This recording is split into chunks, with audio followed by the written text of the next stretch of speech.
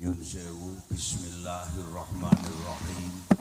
Assalamualaikum warahmatullahi wabarakatuh.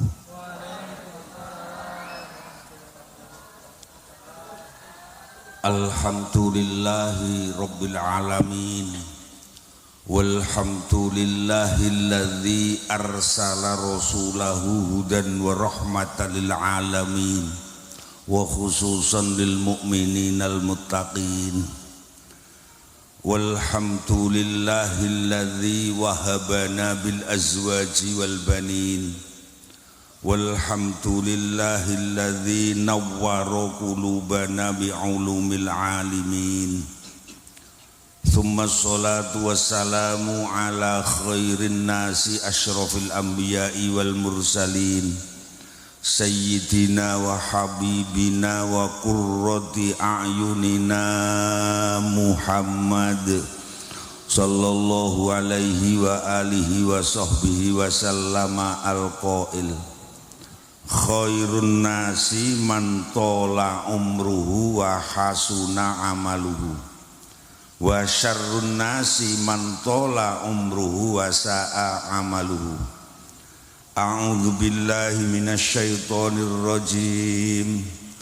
Tabarakalladzi biyadihil mulku wa huwa ala kulli syai'in qadir. Alladzi khalaqal mauta wal hayata liyabluwakum ayyukum ahsanu amala. Wa huwal azizul ghafur. Shadaqallahul azim. Amma ba'du.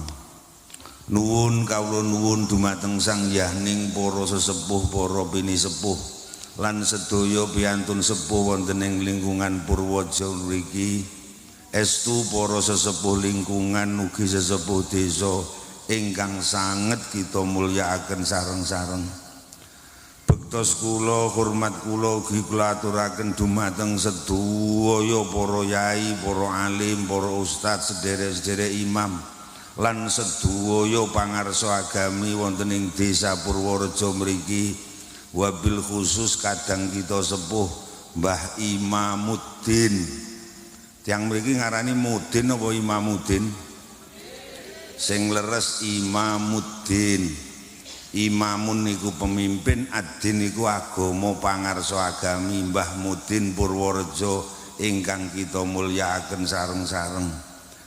Mboten kesupen pangembating praja satriyaning negari pimpinan wilayah Desa Purworejo.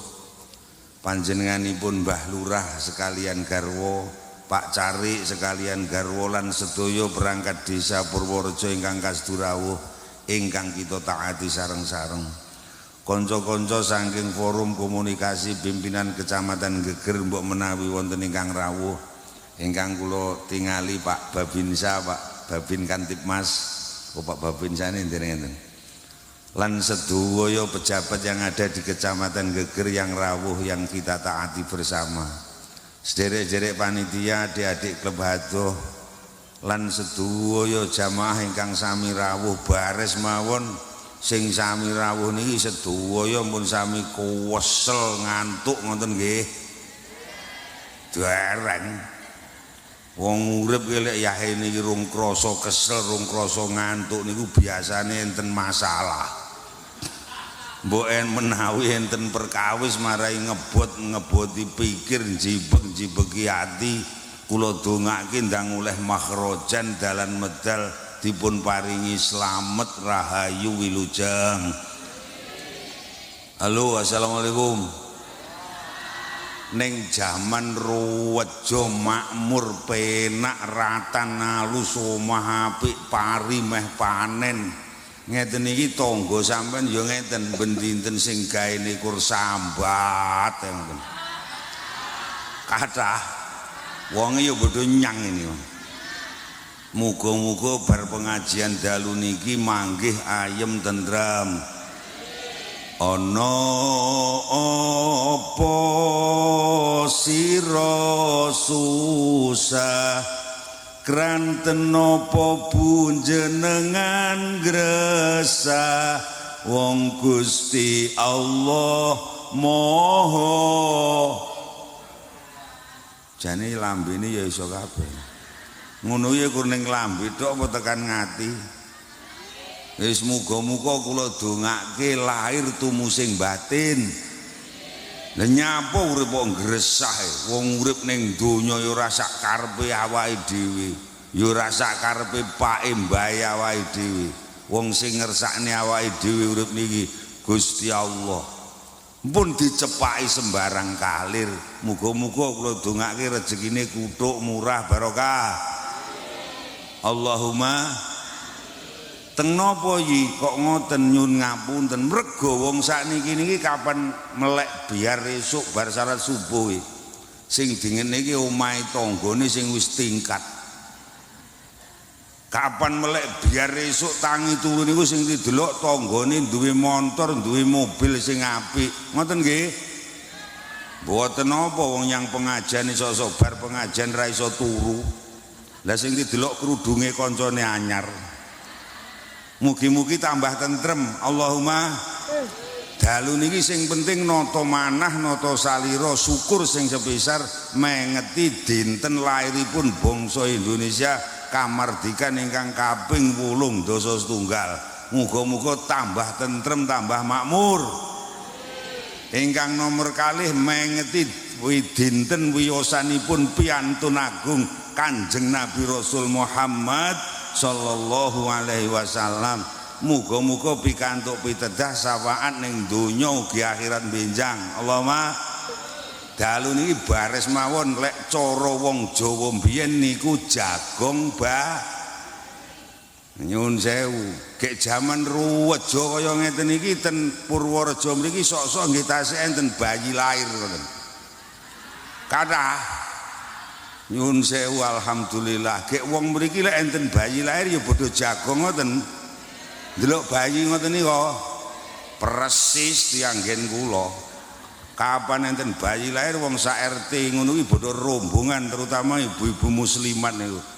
Semayan bar maghrib asar ndek ajeng adzan maghrib padha ngempit rukuh mampir masjid nggen kula terus melok jamaah.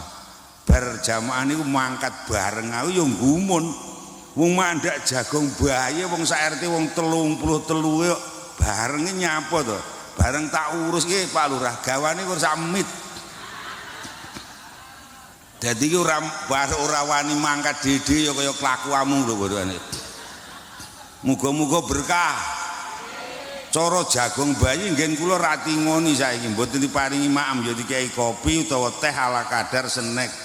Mireng adan ngisak masjid nggen kula do pamit terus wangsul terus melok jamaah ngisak. Lah jenenge bar jamaah isya lho bar kula dongani lek dinten biasa ngene iki ibu-ibu langsung biur mulih. Lah mosok bar jagong lho wong sak RT kan ndak mulih mlumpuk ning serambi iki padha rasan-rasan.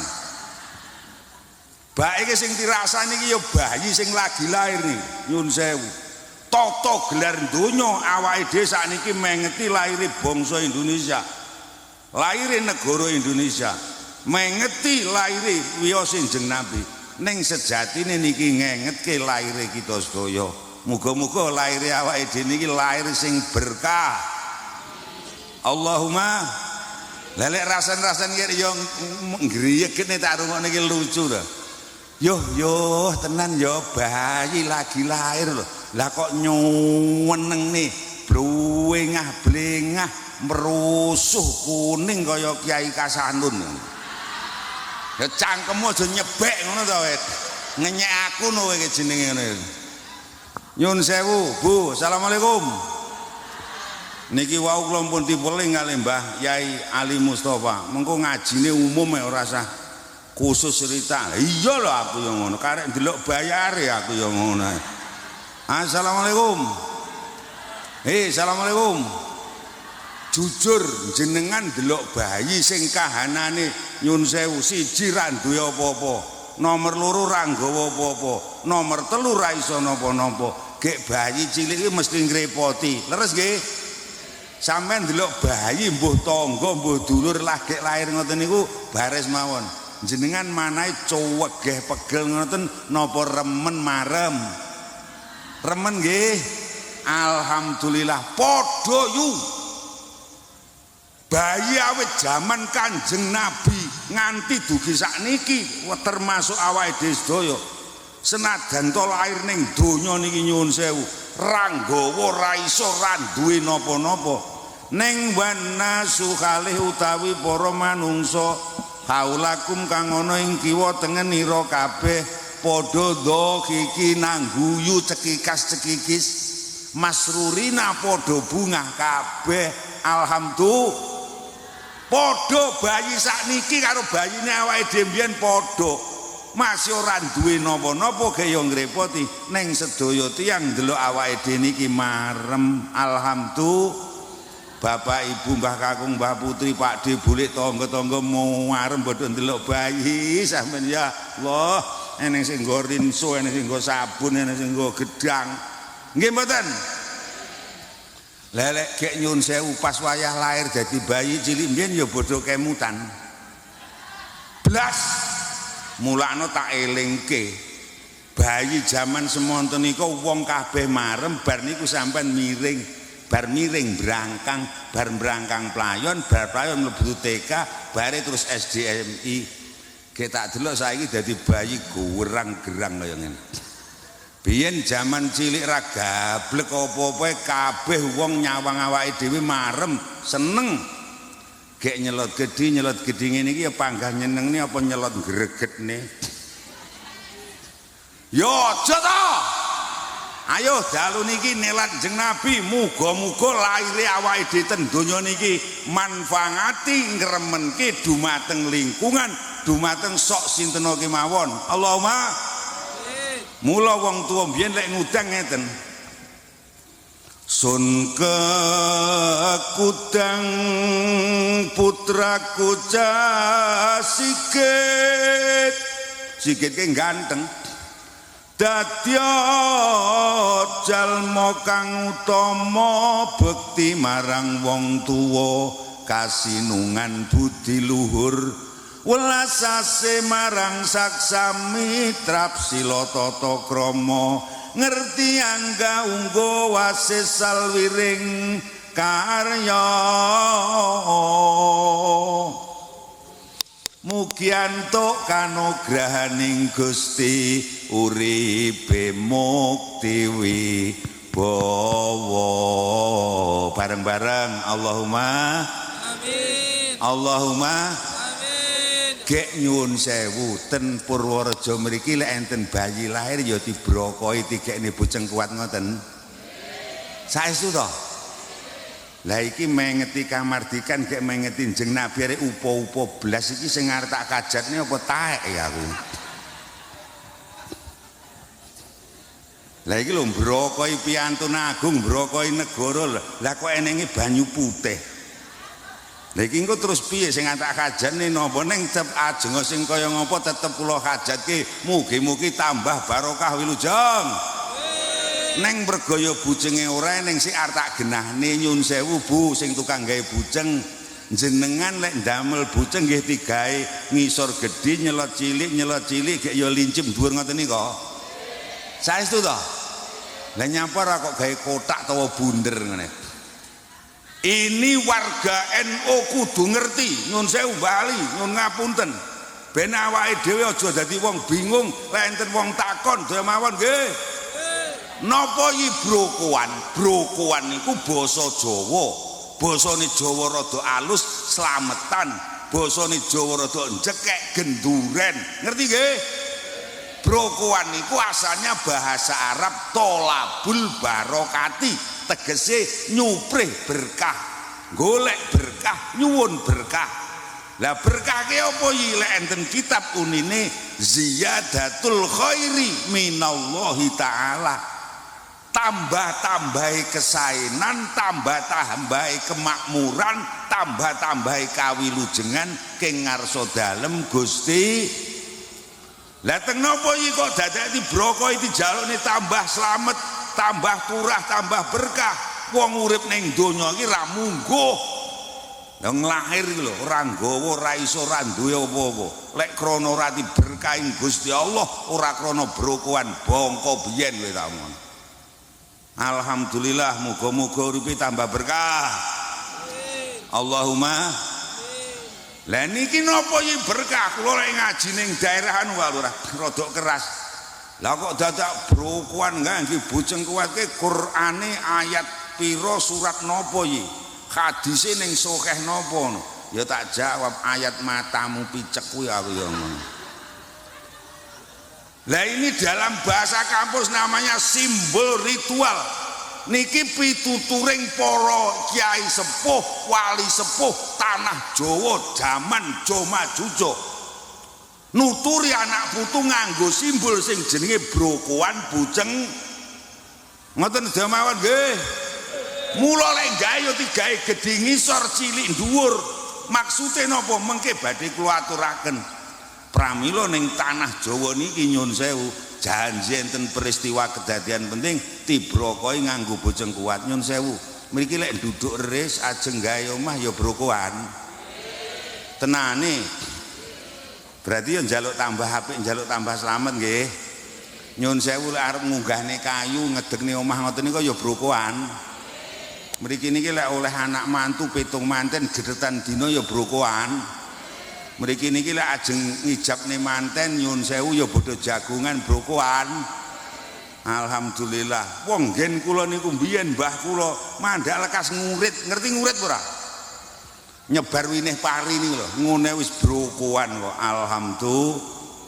Arepe panen pari medhik pari brokoan mula wong biyen pari lho, nyun ngapunten. Paling ke oleh ya 50 gedeng nganti pendak rendeng dipangan nggih slametan salok nggih becek isik cukup isik turah. Alhamdulillah mergo dibrokoi tambah cukup. Lah wong saiki lho jerene sekotak seprapat oleh 11 kintal taek wong bar panen malah entek sak galengane mergo wis bodho ra gelem brokoan nggih mboten.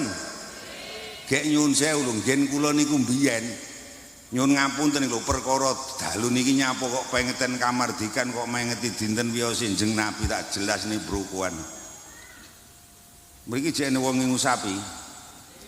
Nggen kula niku mbiyen kok enten pedet lahir mon dibrokaya yo. Mriki nggih.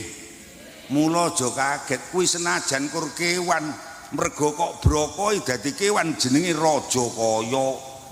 Kok openi gedhi mergo kok brokoi kok dol payune larang kena kok nggih omah, kena nggih tuku lemah, kena nggih mantu, kena nggih ngragati anake mergo lek ngingu sapi. Leres nggih? Kuwi kewan sing barokah mergo kok brokoi. Gek mriki niki lek enten cemple lahir ya dibrokoi. Mboten mergo ora kok brokoi kok dol payune titik ngono ta ngono. Allahumma sholli ala Muhammad. Pramila wonten ing dalu punika panitia sedaya kempal kajat kalian jamaah mriki sedaya ngawontenaken brokoan ingkang wujudipun sedekah brokoan bujeng kuat kanthi pangajap mugi-mugi sedaya warga sedaya niki dipun paringi gesang ingkang barokah kuat wilujeng. Lantaran ingkang nomor setunggal dipun agengaken ngandhapipun dipun agengaken lan dipun kiyataken imanipun. Ingkang nomor kalih dipun agengaken lan dipun kiyataken ngandhapipun dipun agengaken lan dipun kiyataken ngilmu pangertosanipun. Ingkang nomor 3 mugi-mugi jamaah mriki sedaya dipun agengaken lan dipun kiyataken akhlak budi pakertinipun. Pikantuk tambah donga lan sawa pangestu saking para bini sepuh lan para yai lan sedaya para sedherek ingkang sami katuran rawuh mriki sedayanipun. Wong kula niki ya berjangga barang dadi tukang ngajan nih. Assalamualaikum. Assalamualaikum. Negara ni awake dhewe pengin tambah tentrem, tambah makmur, tambah kuat, tambah barokah nggih. Lingkungan mriki sedaya pengin uripe makmur, ayem, tentrem, reja, teratur, ngoten nggih. Lek trepengin ngoten nggo niki dawuh yai, dawuh wali tanah Jawa mbiyen nggo dilakoni bareng-bareng. Nomor siji gedhekne imane. Mula kula ajeng nyun teka. Assalamualaikum. Assalamualaikum. Sedaya pengen urip berkah, slamet, makmur nggih. Kula ajeng nyun pirsa, lek cara wong Purworejo bagian kidul niki nyun ngapunten. Lek agama niku penting napa mboten? Saestu nggih. Iman niku penting napa mboten? Alhamdulillah jawabane rakyat sampean tuwegas Mbah. Agama iki penting. Lek wong Purworejo urung nganggep agama, urung nganggep iman ki perkara sing penting, aja kok arep-arep Purworejo slamet, aja kok arep-arep Purworejo makmur, aja kok arep-arep Purworejo tentrem. Ning alhamdulillah jawaban jenengan jen wis tegas jelas. Ning ya nyun ngapunten lho nggih Bu, kula niki tuwek kekek, kula niki dosen aktif. Dosen niki lek matur ora kena ngawur, kudu ilmiah. Iya, taek. Ilmiah niku logis Pak Lurah nomor 1, nomor 2 empiris. Logis niku masuk akal kena ditampa utek, nomor 2 empiris niku nyata ning buktine. Dosen ora kena ngomong kojah ngoyoworo, kudu masuk akal lan kena ditampa utek, kudu ening buktine. Gek jenengan kula takoni, agama ki penting. Alhamdulillah. Ngono ki aku ya urung tak percaya lek rung buktekne. Ngono ya kur ning lambe tok apa teko ngati. Ya wis muga-muga lahir tumu sing batin. Ning tetep kula ajeng kula buktekne. He jamaah, assalamualaikum. Assalamualaikum. Agama iman penting nggih. Sip. Nyun sewu ten Purworejo mriki nggih enten bangunan jenenge masjid ngoten nggih enten. Kathah. Alhamdulillah langgar musala ngoten nggih enten. Kathah. Alhamdulillah gek bangunane nggih suwae sae. Alhamdulillahirabbil alamin. Kasanun matane ora picek. Mulai bayi soboku Madiun, mulai kok Gemarang etan dhewe ngantek kulon dhewe tekan gene Jiwan kidul dhewe mlilir, lor dhewe Bali Rejo dhewe pilang kenceng. Aus ro apa neh ning geger Purworejo. Yo masjid pating clenuk ben dusun. Betul?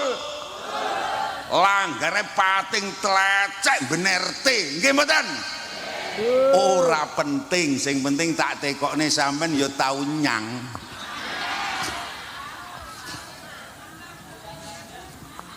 Lek kur ngomongke masjid sak sanggon-nggon leres dhewe mawon nggih. Nyuwun sewu, masjid langgar musola sak Purworejo mriki lek wayah ajeng salat jamaah ngoten niku nggih sami ngumandangne adzan ngoten. Saestu to?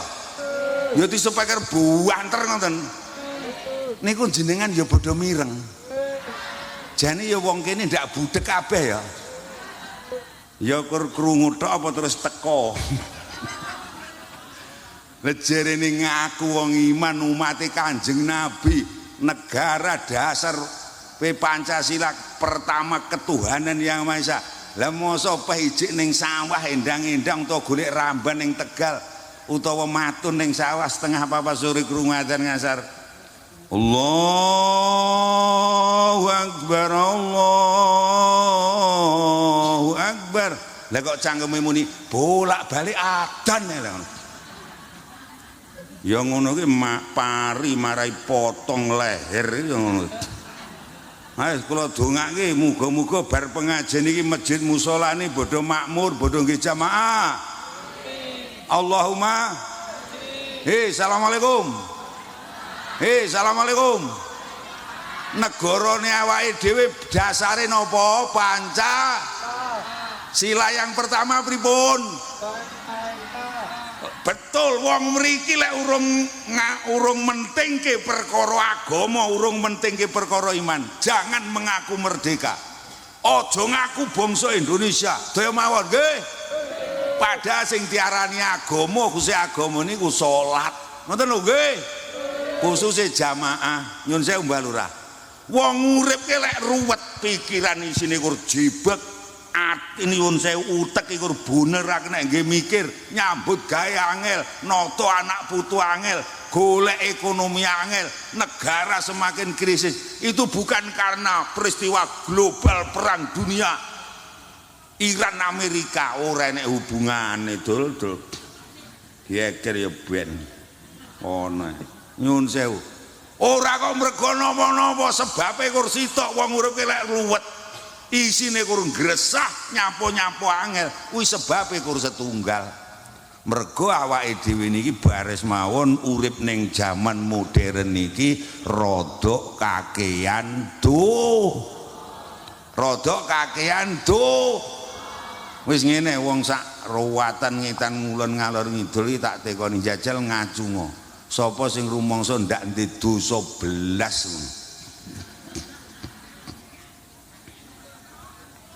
mboten enek sing wani ngacung Mbah Ali ndak ngacung Mbah Ali Assalamualaikum lah ngaku ya ndak wani re lah aku rene mung wis oleh dosae 3 mulai bareng salat ngisak kok ngomahe teko kene leh dosa 3 sing loro rahasia sing siji tak dudone aku di Sherlock karo panitia lek nyerloke ning pertelon Selambur lah teko kono tak anteni setengah jam lho ora ning sing nyusul tak pisui damput aku ngono dosa apa ora kowe kiai apa nek sing ora kiai kaya baramu Assalamualaikum uang lek kakean dosa tambah maksiat tambah kelakuan orang genah urip semakin ruwet nyun sewu gek nyun sewu umpama dalu niki mumpung panggih kula dudohi carane ngresiki dosa ben dinten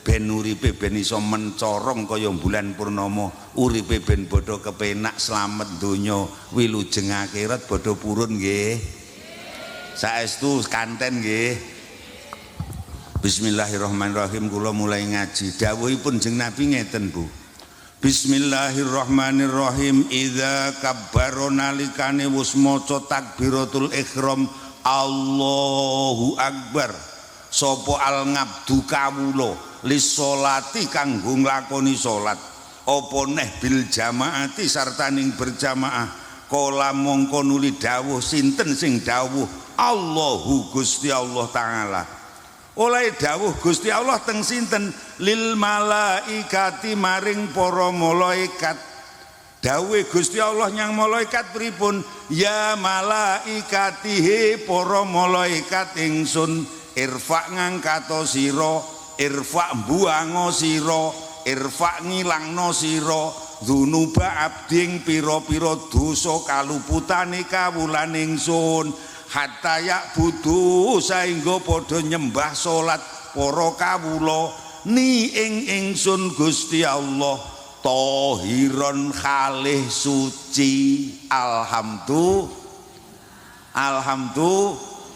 kabaroke maca takbiratul ihram Bu upama lho nggih kula ngisak wau nderek jamaah ngisak ning Masjid Purworejo mriki lagi usolli fardhul isya'i arba'a raka'atin mustaqbilal kiblati adaan imaman dadi imam po makmuman dadi makmum sing penting niate lillahi ta'ala kabaroke maca takbiratul ihram lagi Allahu akbar Gusti Allah langsung dawuhi bengoki malaikat dawuhe ngeten ya malaikati artine he malaikat ingsun jawaban sing kompak kok mimi menang hei malaikat ingsun ayo ngono aku ben aja ngantuk kalau kasanun cah melarak Ponorogo sak bolone wong Purworejo salat ngisak jamaah dosane kasanun sing gadel mulai ndelaman tekan bun-bunan wit bayek tekan tuweke sak bolone wong sing melok jamaah kae dosane irfa angkaten guaan yang langit ben kasanun sak bolone kelek salat nyembah ingsun tahiron ing dalem kahanan suci alhamdulillah urung maca apa-apa lho lagi Allahu akbar lah mbok rubuh-rubuh gedang ning burine Pak Imam ning masjid lagi Allahu akbar lah kula kira ya imam masjid desa omah kula klet masjid aku kapan wis Allahu akbar aku ning ati mesem eleh dosa resik penak napa mboten penak mboten lah omong penak ora tau nyang ya muga-muga bar pengajian iki masjid rame Allahumma bodho nggih kegiatan agami sedaya mawon nggih janjine Gusti Allah dosa di ngapura. Allahumma nomor loro janjine Gusti Allah barokna khaulah pokok masjid mbok nggih jamaah musola langgar mbok nggih kegiatan. Inilah penegakan Pancasila. Sila yang pertama barokna khaulah kiwa tengen mriki diberkahi kemakmuran diberkahi keselamatan kawilujengan karo Gusti Allah. Allahumma muga-muga padha sregep jamaah. Allahumma lek kepu weksa pas wayah krungu adzan yo setengah 4 sore jam 3:15 ke adzan ngasar ge urung repot. Urung iso jek repot, urung iso nyang masjid. Cangkemmu aja nyauri bolak-balik adzan. Ya ndonga duh Gusti muga-muga repote ndang tek ndang iso salat. Allahumma ngones berkah kok urip. Nggih sedaya mawon nggih. Nggih. Insyaallah. Allahumma mulane nyuwun sewu kula iki bendina ngimami ora tahu kok maca Fatihah tak lagok-lagokne tak kuwirok-kirokne kaya masih sing kirok penak sore meng blas tau nyapa mendak dosa wis ngapura ya aku ya. Aku ya kok biasa maca Fatihah contone ngeten iki. Ghairil maghdubi alaihim waladdallin.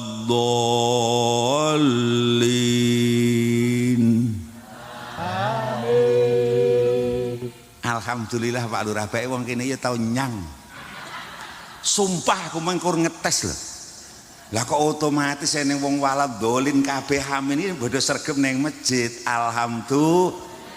Lah layak to Mbah Lurah tak delok saya suwi Purworejo iki saya mencorong saya makmur lah wonge kabeh masjidan kok. Alhamdulillah.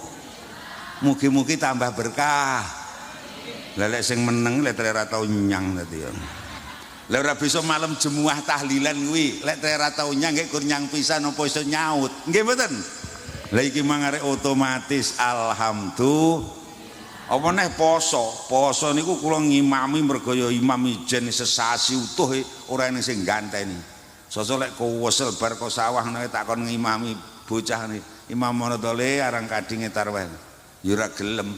Nyapa to mandak kon ngimami arang kadinge ra gelem jawabane yo gregene wong kiyaine jek urip kok lek muni yo kaya ngono iki cah saiki ngono ya nggih ta bodohan kula ora tau ngimami tarweh kok maca surat sing dawa-dawane mboten tau Mbah Ali kula kok surat An-Naba Al-A'la Ad-Duha blas tau sesasi utuhe kul ha lah masjid mriki prayo nggih imamnya ya bodoh maca kulhu ngoten ora apa-apa lah mbok kulhu tok to pokok sregep nyang dosa di ngapura. Allahumma nggih wis ora tau nyang pisane maido ditarik senek puluran gawanane telo godhok ala wong sugih taek kaya ngono. Wis muga-muga tambah berkah. Nyun sewu kene pengen merdeka, pengen makmur, pengen mencorong di desa yang unggul doa mawon nggih. Nggo iman dijogo, jogo iman ini yang penting salat insyaallah. Pokoke salat dijogo, dosane resik, desane dadi makmur tentrem. Allahumma nyu mugi-mugi tambah berkah. Assalamualaikum. Assalamualaikum. Pengen tambah muda berkah nggih. Bismillahirrahmanirrahim. Man sapane wong istaghfar ngremehake sapa wong bilil miklawan ilmu wal ulama lan ahli ilmu khosira mongko rugi sapa wong adina ing dalem perkara agama ing dalem perkara nata ati ing dalem perkara nata anak putu. Assalamualaikum. Assalamualaikum. Kene wis makmur, wis berkah, wis rejo pengen tambah makmur, tambah rejo, tambah barokah nggih. Siji agama digatekke kula nomor kalih ajeng nyuwun pirsa. Lek cara dulur-dulur kula Purworejo mriki, ngilmu niku penting napa mboten? Pisan kas ngilmu niku penting napa mboten? Pak Ustad, Pak Guru, Pak Yai, wong sepuh-sepuh, Mbah Mudin sing ngopeni agama, sing nularke ngilmu, sing mulang tata krama wong sepuh-sepuh, tiang penting napa mboten? Weh, mening Pak Lurah rakyatmu wae. Ngilmu penting nggih. Putrane tiang mriki nggih sami di sekolah ning ngoten. Ya samiti madrasah nih. Eneng sing MI, eneng sing ning TPQ ngoten nggih. Alhamdulillah salok bodho mondok sekolah ado-ado ngoten nggih. Salok bodho kuliah ngoten nggih.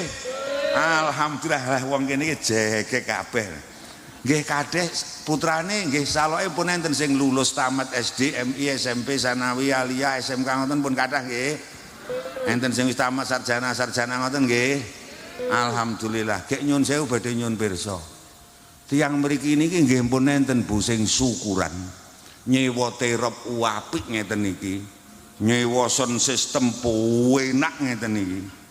Terus nyun ngapunten terus mbleh sapi apa mbleh wedhus 20 utawa tuku iwak 2 kintal. Terus undangan utawa ater-ater wong sak desa apa wong rong kamituan mergo putrane tamat MI ngoten nggih pun enten. Dereng enten. Tamat SD nggih dereng enten. Tamat SMP Sanawi dereng, tamat Aliyah SMK SMA. Diamput ado-ado diapusi aku. Ngilmu wau penting. Ngilmu wau penting. Asli kur penting neng cangkem lho. Barang iki lek penting lek wis soleh rak ya disyukuri kaya dalu niki awake dhewe syukuran mergo oleh kamardikan. Ngoten nggih? Nyuwun sewu wis tak bandingne nyuwun sewu. Tamat SD, tamat MI, tamat SMP, tamat Sanawi, tamat Aliyah, tamat SMA, SMK, tamat pondok, tamat sarjana. Kuwi rak ya oleh tambah ngilmu. Leres nggih? Lah ya kudune wong kuwi barang penting praya disyukuri lho lek trek kuwi penting tenan. Lah kok ndek ning blas wis saiki tak dudohe tak culeke matane udan saya. Assalamualaikum. Assalamualaikum. Dijawab sing jujur, bojo niku penting napa mboten? Pisan kas, bojo iki penting ora? Penting pol. Neng lek kuwi rasah tak buktekne. Mergo wong kene iki janji oleh anak mantu utawa oleh bojo yo lek syukuran ragate ngantek-entek puluhan bahkan atusan juta. Leres nggih? Paus tak tekoni mandak lekas pitung manten ngono wis brokoan gedetan dina. Nggih mboten? Sesuk arep ijaban bengi slametan brokoan mergo arep ngijabke anak. Leres nggih? Pas wayah temu manten bengi jagungan syukuran wong sak desa diundang kabeh. Dibrokoi alhamdulillah mergo kuwi barang penting kok brokoi kok syukuri mula dadi bojo sing baro. Lah buktine barokah ndi iki bojone tak duduhi tenan. Lah rabi lho oleh anak mantu ki ya ora tek ganteng nemen ya ora tek ayu nemen sugih ya ora nemen pinter ya ora nemen ya kur biasa ngene. Ning mergo kok brokoi kok syukuri mergo kuwi barang penting. Alhamdulillah bodoh dadi bojo sing berkah. Buktine berkah ndi tak culek. Kromo lagi setahun setengah alhamdulillah putu wis lahir. Alhamdulillah. Bayangno lek anakmu rabi 10 tahun ora ndek anak, ora bingung kowe. Nggih mboten? Wis ndek anak umur 2 tahun alhamdulillah toto iso gawe ris iso ngedeke omah. Padahal mangkat ora ndek bunci apa-apa. Alhamdulillah. Anak nyelot gede iso ngeterke sekolah iso tuku sepeda motor. Alhamdulillah. Gek bojo lek mergo kok brokoi mergo kuwi barang penting nyelot suwi dadine berkah nentremke. Gek nyelot sepuh nyelot tuwek ngene iki bojo tenan bojo sing berkah ki ora kok njelehi ora yo. Malah nyelot ngangeni. Lah ngaku lho, contone bojo sing berkah ki kaya aku lho. Lah ngaku lho ya ini lho, jam piro lho ini? Nah, jam 10 esek kurang. Aku ngaji ning Medion iki. Lah mosok karo bunyai wis di WA ping 3 ya. Lah iki lho, niki. Assalamualaikum. Kong pun kondur ngene ya. Nah trek bojo berkah lho dolawe. Ngono iki golek ya niki ora kok ben ngono mboten. Iki apa iki? Empun supe lho berkate apa maksude iki?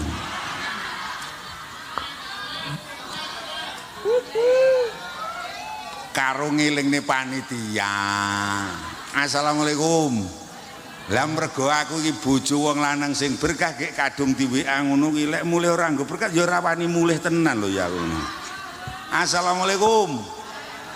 Ibu-ibu nyun pirsa tak buktekne jenengan lek garwane bapake tindak rada adoh, jenengan ya jek ngarep-ngarep mulih. Alhamdulillah Pak awake dhewe iki mergo bojo berkah. Alhamdulillah.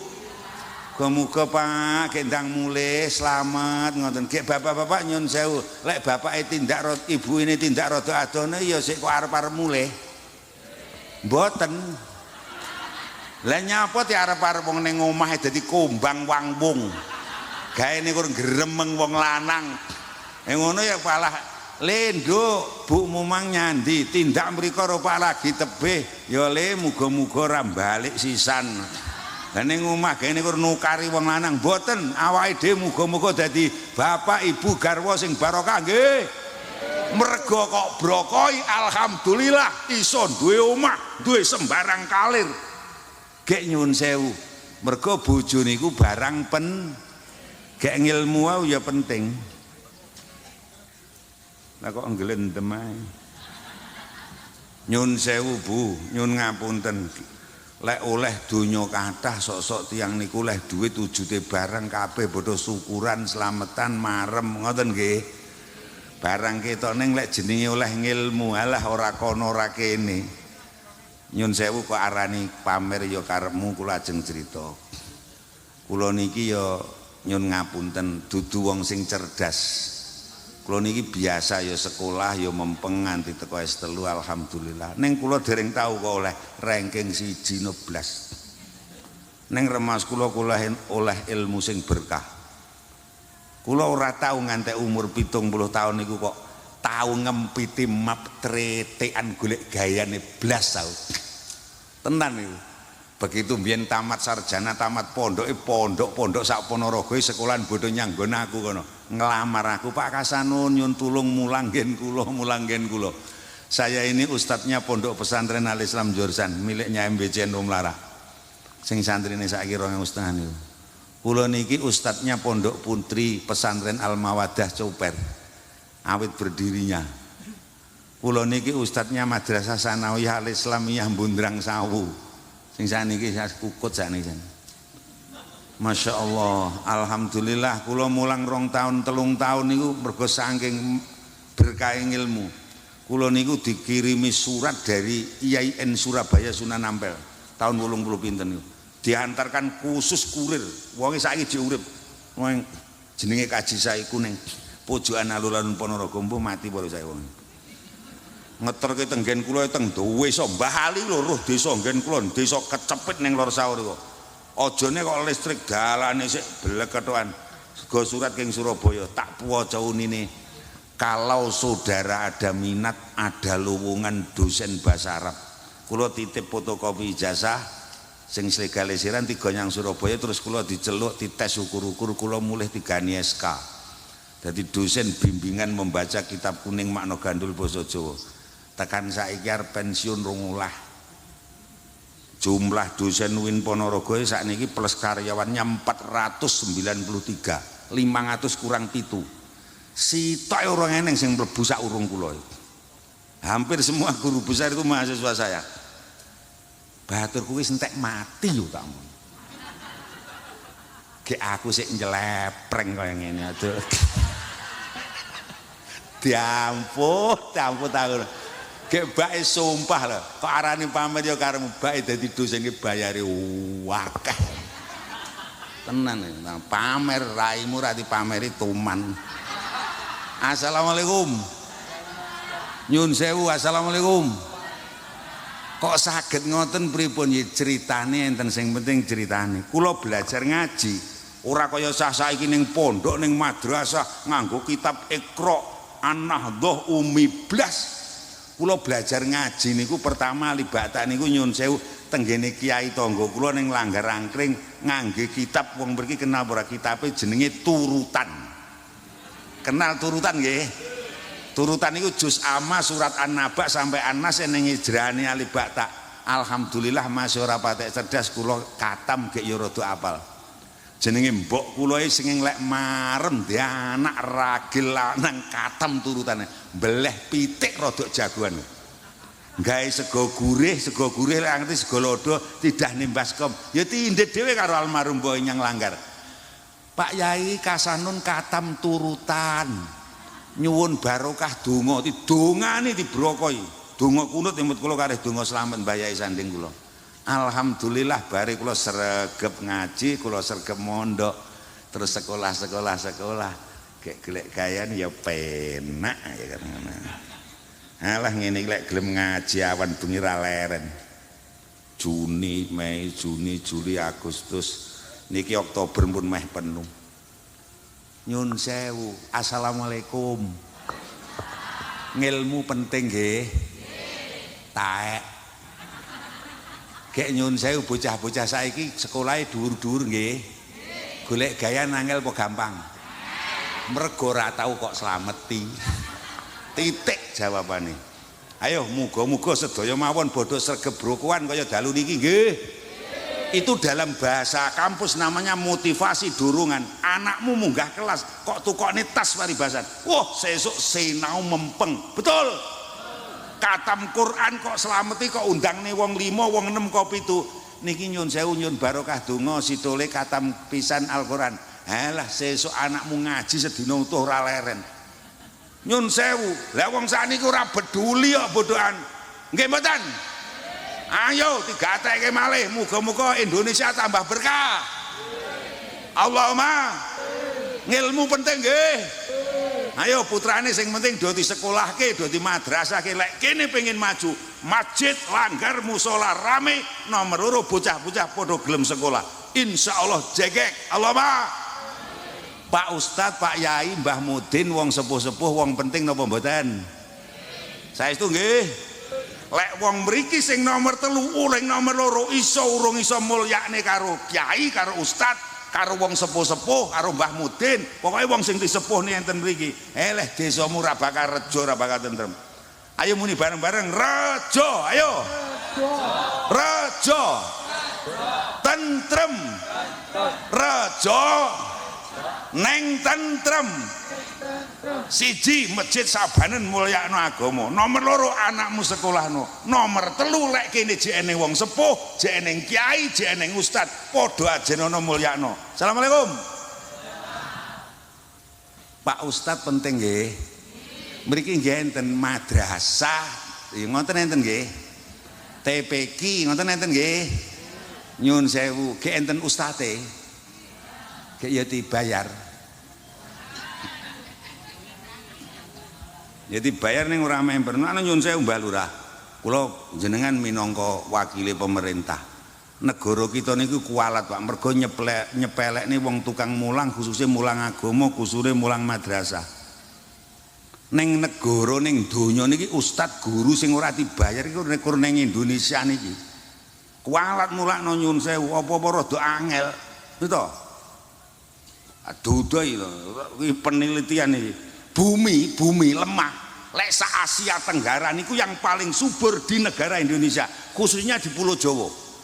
Percaya karo ora, Pulau Jawa iki kok tanduri ngantek kiamat ora bakal cengkar. Paribasan ora mbok rabuk. Nyun sewu. Mergo sampeyan kesusuhe rada alon-alone jane ora butuh rabuk. Nyun sewu. Wong sing paling cerdas, ora ngomongin wong pinter lho, wong cerdas, wong sing gatian. Manggone ning negara Asia Tenggara niki di negara Indonesia, khususnya di Pulau Jawa. Lek golek pengen wong golek akale akeh kuwi ning tanah Jawa. Nyun sewu.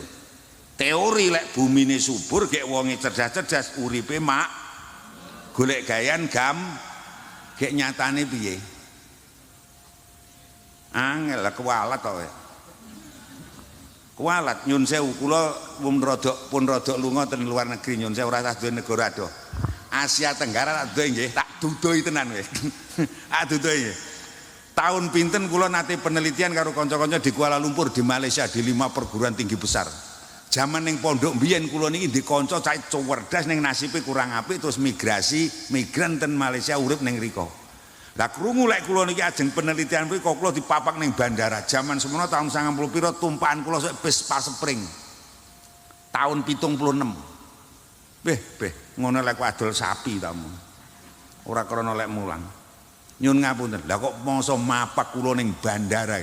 Lah kok aku iki digawakne mobil sedan ki kinyis mereke ra roh aku jenenge. Aku ya wong biyen kanca akrab aku ya muni.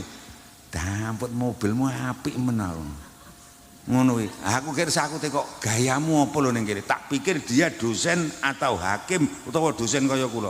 Lah jawabane sing paling nyegeh niki tekan saiki ra lali. Apa lho nun aku iki alhamdulillah gayaku lek sore cara ning nggonmu mulang madrasah, mulang TPQ lho.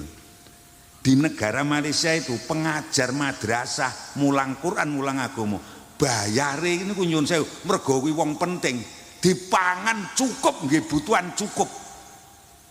Kepara turah. Lah ning Purworejo mulang Quran, mulang madrasah kok dijib ning nggih makan anak. Wong sak omah ndak bongko kabeh. Betul? Pun monggo terserah riku pripun carane ning sing penting awake dhewe wajib hormat daya mawon nggih. Pun rada geser iki tak dudohi ben bodho iso mikir. Nyun sewu. Pas kula niku sekolah S3 ning Malang ning jurusan pendidikan bahasa Arab kula duwe kanca dari Singapura. Kaget aku. Wong Singapura itu wong ora ngurusi agama. Nyun sewu. Penduduk muslimnya 10% mawon kurang hanya 9 sekian persen. Neng nyun sewu lek jenenge guru neng riko niku diperhatikan, mergo ustad niku diperhatikan, guru basa Arab ya ustad niku. Aku ya jibek ya. Ya tak tekoni, how do you come from? Daleme pundi lho jenengan ngono lek sampean ora paham sampean wong desa wae iso sampean. I am from Singapore. Ngontesno. Aku ya tekon tarune what is your job in your country? Ma amaluka ma wazifatuka fi baladik. Panjenengan iki kerjaane napa lho? Ten negarane kok ngantek sekolah S3 bahasa Arab teng mriki sing marai pegel jawaban itu diragati negara wak sekolah keluar negeri. Masuk dari Singapura lek ning Indonesia rak keluar negeri to. Nyun sewu diragati dengan pemerintah. Lek jawabannya kok I am holy Quran teachers. Saya ini guru Al-Qur'an nun. Guru Quran lho di sekolah itu kalau diragati. Mula ning kono yo negarane ambane 40 kilo, dawane 20 kilo, amba Medion isan. Tapi makmur golek gayan penak. Napa? Mergo wong alim, wong pinter dimulyake. Muga-muga berkah. Ben bodho iso mikir, mulane nyun sewu Pak Lurah mbok menawa dadine ya bocah-bocah mulang TPQ iki lek bodo tukokno sarung ngono lho ra tadi. Pak Lurah ora wajib matamu. Sing wajib ki wali murid, wali santri ngono lho. Mergo sing wajib mulange wong tuwa. Ngerti ora diomongi? Malah hehehe. Ngono diomongi. Muga-muga bodho gatekne nggih mawon nggih. Neng sing penting nggo putrane lek sore aja kondolan bodho ti ora-ora ning madrasah. Gek yo lek mangkatke ora ketang 2000 sangono. Ben nggih tuku pen. Lah ya wis to ngono kuwi jenenge nyemangati. Allahumma Assalamualaikum. Brunei Darussalam ora tak tekrakne ritak mergo kesultanan muslim jelas. Thailand loh, mahasiswa saya kan banyak yang dari Thailand. Kita dosen-dosen pernah diundang ke sana. Ora ning Pak ning Thailand. Daerah Patani itu muslim, biyen pernah jajan Majapahit. Daerah Patani itu dari satu kabupaten atau gubernur ya itu. Provinsi ya itu. Muslim, wong Jawa. Jajan Majapahit. Panganane ya godhong tilas. Neng kono lek jenenge ustad, jenenge kiai apa nek sekolah. Ora eneng Pak neng kono kok kiai ustad numpak motor Beat ngono ora enak. Apa neh Honda Grand. Apa neh motor Alfa. Kono lek jenenge ustad, jenenge yai, tumpakane niku minimal lek cara mriki ya Fortuner. Paring ora ya Pajero kaya nek aku ngono lho. Yo, lah ning kene iki lah ning Tuman. Assalamualaikum. Neng sing penting lek ning kene jek ning madrasah, jek ning pondok, nggo didukung sareng-sareng nggih. Insyaallah desane tentrem rejo. Allahumma. Mbah Mudin iki wong penting napa mboten? Mriki saya jek ning wong mati. Lek ning wong mati sing ngurusi ya Mbah Mudin. Desa ora cetha, lingkungan ora cetha. Mudin dianggap pejabat rendahan. Eneng siaran inna lillahi wa inna ilaihi rajiun. Lah mosok lho ngaturi Mbah Mudin iki kok katokan cekak karo kaosan singlet dia bengok koratan. Den gayamu teko ngono. Wong ngati-ati kualat dasmu kowe. Ngono ngono, pari bodo gabuk, sapi kena PMK, jagung bodo bule mergo bodo kurang ajar karo Mudin ta ngono. Ana dhewe mawon, nggih. Imam Mudin kuwi pemimpin agama wong penting. Lek ora iso matur diwarai karo Kiai Kasanun. Nyun sewu Mbah Mudin ya sarungan ta celonoran klamben syukur lek kopian sing meni. Nyun sewu Mbah Mudin sisuta kapundhut marak sowan ingkang muka Gusti Allah. Kula wau dipun utus lingkungan panjenengan kasuwun ngrukti mayit sak cekapipun. Penak napa mboten? Gek nyun sewu Mbah Mudin iki wau dibetani seskalih. Ngene ngekeki rokok aku lek ra diomongi Mbah Ali Mustofa ndak dikeki ngono. Sing bener ya Ali Mustofa kae emang dikene tukokno rokok to kiyaine ngono. Aku ya krungu aku ora ngono. Mening kuwi ta ngono. Assalamualaikum. Kowe kok ngantek, aku ora kenal kene Mudine. Kowe kok ngantek geting yang Mudin wegel tenan ngati-ati didisikne kowe calone. Assalamualaikum. Wong sepuh-sepuh, Pak Yai, wong penting napa mboten? Lek kene pengin rejo, tentrem, makmur, lek kene jek ning wong sepuh, masya paribasan bodoh tanpa ilmu, ala tanpa rupa merga wis tuwa, rikih tanpa daya merga wis tuwa. Wajib dimulyake daya mawon nggih. Nggih. Lek wong tuwa ora napa iki kok wong tuwa sing mulya, sing mulang ilmu, sing mulang hikmah, tata krama. Sampeyan saiki iso timpuh mening, iso sila mening, sampeyan iso bangun kaya ngene mergo dicontoni karo wong sepuh mbiyen. Leres daya mawon nggih. Mula sakniki ning gelar sing jenenge peringatan nyun sewu mengeti para pahlawan. Nggih. Woi.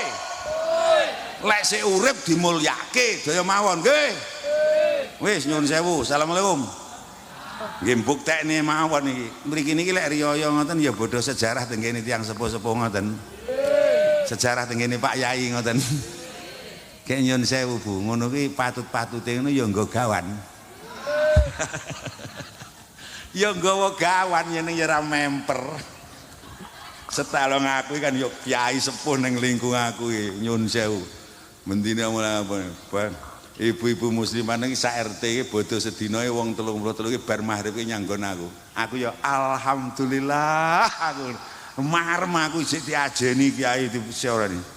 Gerutuk-gerutuk wong 33 iki ketuane muslimah ning ngarep dhewe karo nyangking kresek edong-edong. Assalamualaikum. Waalaikumsalam. Monggo Bu pinarang. Ki ya nyangking kresek. Aku gayane ya aluh Bu, napa lho kok dadak repot-repot. Ngono. Nggih pun nggih. Lah mosok digletakne taruh tak lire. Lah wong sak RT arek nggo gula 3 kilo.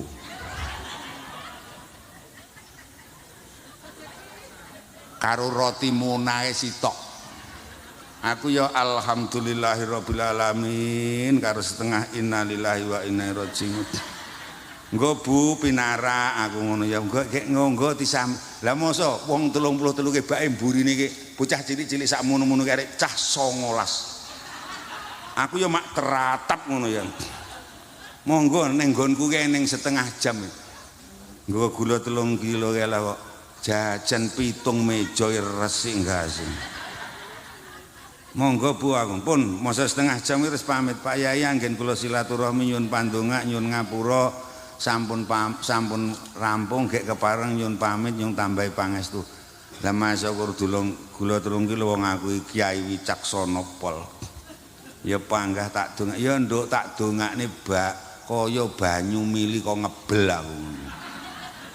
Mangkat selamat ning dalan selamat teko ngomah kabeh paringan selamat. Lek muni ki amin. Wih wis mulai geruduk banter nyapa iki kok banter mergo rada isin jajanin tak. Lah mosok ibune iki bodho mulih. Cah 19 arek ndak mulih Pak Lurah. Malah maju ngarep nyanggon aku iki plorak-plorok. Nyapa le aku ngono. Kalau bukmu wangsul kalau aku ngono. Keri kowe engko aku ngono. Iya njaluk sangu. Ge ibu-ibu muslimah sing rada nom-nom ngregene politik. Arep bodoke anake ditukokne tas cilik sing ning cangklongane ora. Kayak ditulisi kotak amal. Aku ya ayo nyapa to jenengan tekan sepuh kok panggah sehat. Kula iki mumet men ra tau. Sampeyan kancane bodho mati ora mati-mati. Aku iki Kiai Loman, Dul. Lek kowe iki pengen sehat terus sing loman sedaya mawon, nggih. Tekan tuwa rezekine kutuk awake sehat niku loman atine tidangan nggih. Arep bodho wis tak omongi kok. Bu Nyai. Bu cepak jajan sing enak-enak aku. Karo cepak duit sing akeh. Tangga-tangga kula nyangoni cah cilik-cilik ngono kuwi 2000, 5000, akeh-akeh 10. Lah ning gone Kiai Kasanun minimal 30. Lah nyapa aku Kiai Loman dul-dul. Lah engko atake sok bodho kek bodho sejarah nggon aku. Assalamualaikum. Nyun sewu akhire bocah 19 iki ya ngono kuwi sak ngono-ngono kuwi. Ngono kuwi bodho karo bunyak karo nyonyai tilungi sak amplop 30. Lah bocah sak ngono-ngono kuwi matane roh duit to saiki. Lah mosok teko ngemper iki lho. Lah kok bodho dibuka amplope. Kaget deh. Ndonga ki bareng-bareng. Lah ngene tanggoku sangune kurang 2000 5000 ning nggon kok 30. Bengok bareng lho cah 19. Ndongakne aku sugih. Yo kiai ini tebakno sultan. Alhamdulillah ale dongakno sugih aku ngono. Ngono kuwi urung mulih ning lor masjid kae cah 19 ndonga bareng. Padahal cah cilik-cilik ngeten iki dongane makbul mergo urung didosa, urung balik. Nyun sewu. Ning lor masjid lek ngrumbul. Dongane ora rasah dawa, ora ngangge hamdalah, ora nganggo selawat. Dongane cekaos. Muga-muga bodho ngarep Mbah Nun jek urip. Lha muni areng ngono. Mulane aku iki ra mati-mati. Mulane lek sangune kurang 2000 ndang mati lho bodho. Didongane cah cilik-cilik iki. Muga-muga sehat panjang yuswa. Allahumma sangu 2000, 5000, 10000, 3000 ora penting. Gula 2 kilo, 3 kilo ora penting. Jajan tek ora penting. Sing penting lek kene jek ning wong sepuh, jek ning wong yai, terutama wong tuane dhewe. Nggo sami dimulyake dhewe mawon nggih. Terutama bapak ibuke sing pun sepuh aja kok gremenge ya yu. Insyaallah uripmu berkah. Allahumma ngopeni wong tuwa niku angel nggih. Anak dulur-dulur kabeh padha lunga ado-ado kayak kene kepatah ngopeni ning omah, ya masakne, ya ngumbah-ngumbah, ya ngeterni yang dokter, yang dukun. Nggih mboten? Kayak ngono ki anake kok Jakarta ki teko setahun pisan ki nukokne klambi sitok. Eneng wong sejarah ki sak desa diomongi kabeh. Iki lek nukokne anakku kon Jakarta. Sing ning omah gelo ora ngono ki. Sabaro insyaallah berkah. Allahumma daya mawon. Enten to enten mriki wonten niku? Alah kathah, muga-muga sampean diparingi berkah. Pokoke lek jek urip sedaya mawon, sinten mawon, Pak Yai wong sepuh-sepuh lek kene pengin reja tentrem, padha dimulyakne daya mawon. Nggih. Lek empun sedo dongakno, slametono, sedekahana, Fatihahana, Yasinana, Tahlilana, Fidahana, Khaulono. Insyaallah awake dhewe uripe saya makmur, saya tentrem. Allahumma. Kene ya jek wong slametan ngoten niku. 3 dinanan, 7 dinanan, 40-an, 100-an, pendak-pendak, sewon-sewon, megengan, ngoten tak sedan. Nyun sewu Bu, assalamualaikum. Assalamualaikum. Mriki lek arep poso arep bodho nggih enten Bu acara masyarakat megengan slametan ngoten. Ya bodho ndamel lambengan leluhur ngoten nika. Sip. Kuwi jenenge ngurmat pahlawan, ngurmati wong tua, terutama sing cikal bakal akal bakal Purworejo. Allahumma. Lah mosok lho ngundang Yai Kasanun, pendak-pendak ya karo bocah santri pira ngono tangga teparo cah selawe. Kon yasinan karo tahlilan, boyoke sampe kok pedhot lho.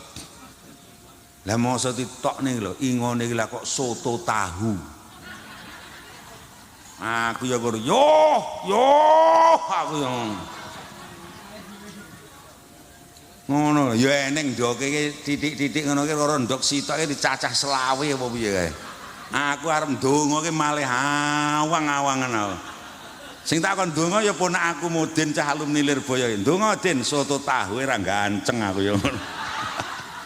Lah wong delon to wong Purworejo lho sugih-sugih omahe mening-mening.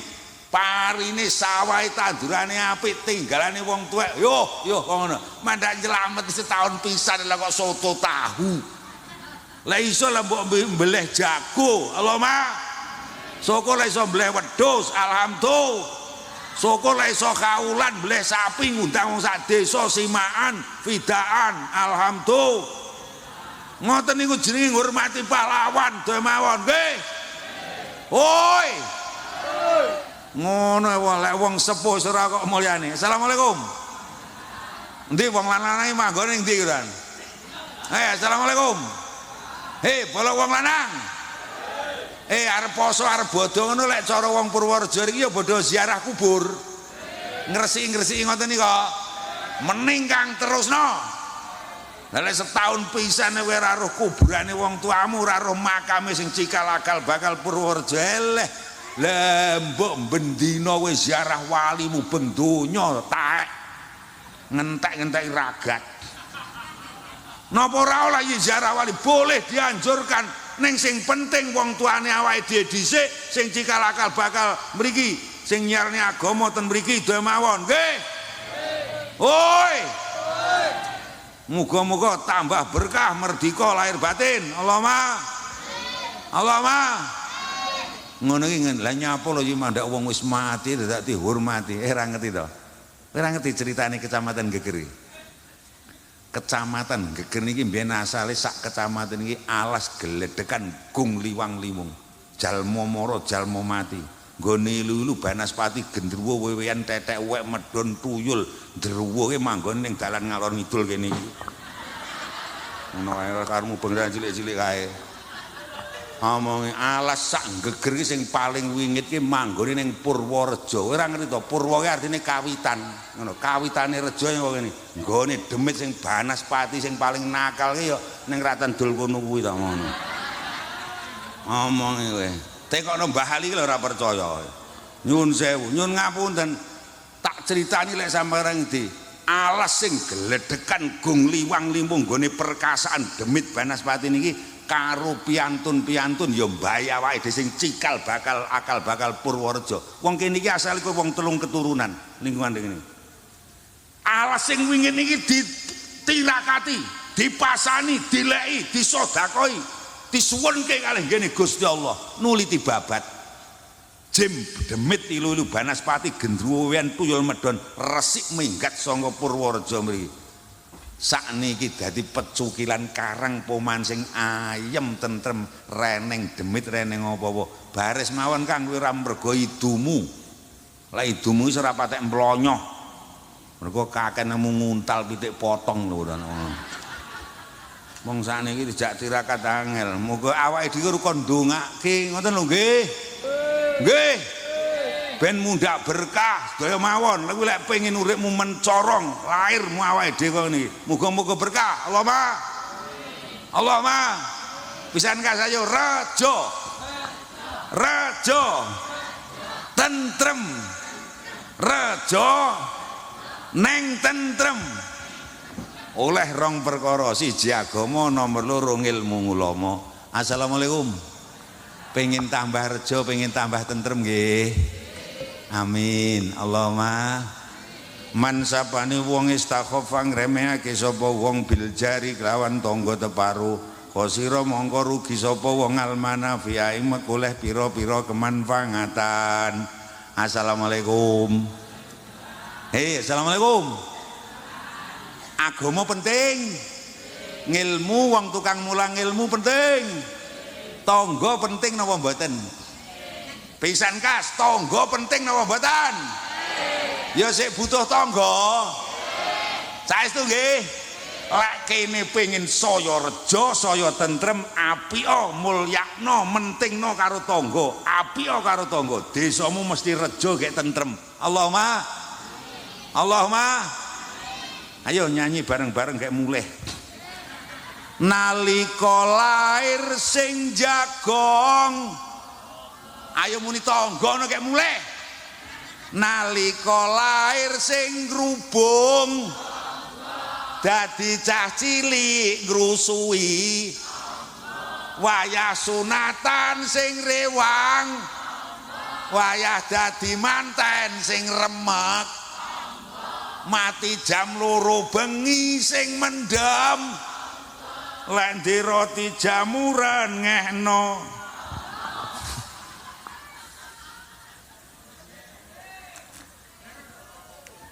seger taek oh wis seger wis rokok wis ngene ya. Assalamualaikum. Wis tak omongi Mbah Ali kula niki dosen ngomong ora kena ngawur, mangsamu guyon aku nyanyi. Ayo saiki tak buktekne sita-sita lek tangga ki penting upama putu lahir utawa anak lahir. Gek tangga ki wong pirang RT lho lingkungan iki. Kabeh sitok erene sing mara jagung ngono atimu rasane piye? Ayo aja omong ra apa-apa tapuk cangkemmu ngono. Nelongso to sedaya mawon nggih to?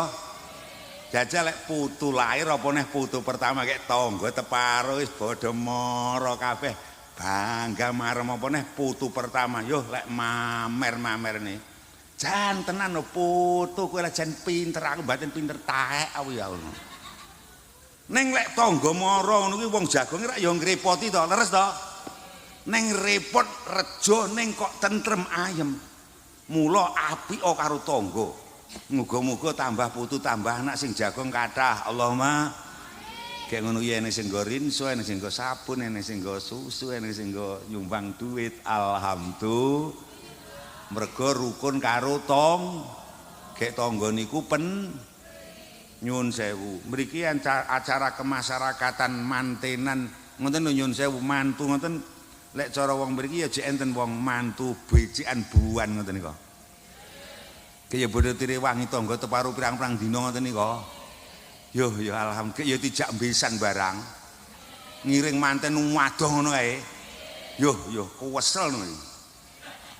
Kaya ragat dul ngono. Kene iki lek wong mantune barese syukuran apa mlotot tangga. Soale aku bar sabar iki ketumpangan kaya ya rokok 10 slop barang. Untung ki goleh pulian aku ya ngono. Assalamualaikum.